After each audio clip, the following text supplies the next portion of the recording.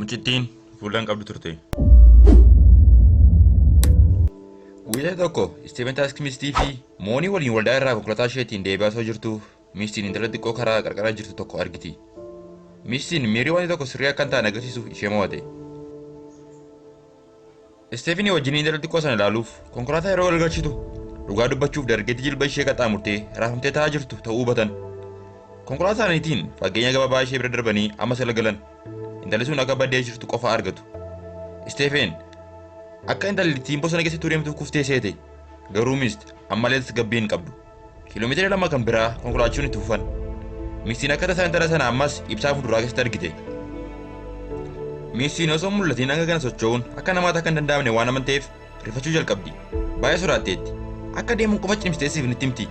Isteven garuu intalli sun gargaarsa akka hin barbaachifne akka sakattaan cimsee dubbatti. Miist waan hundaa caalaa hamaa ta'e kana sodaachuun lafa konkolaataa irratti bakka dhorkaa ta'e keessa qaxxaamuruu jalqabdi.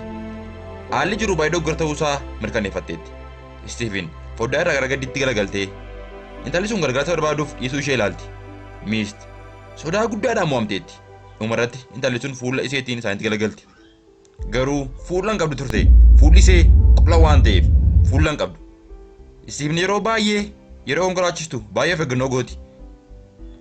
Arra saffisaan daqiiqaa 10 booda gara manaatti isaan geessite. Sagal tokkotti bilbilti.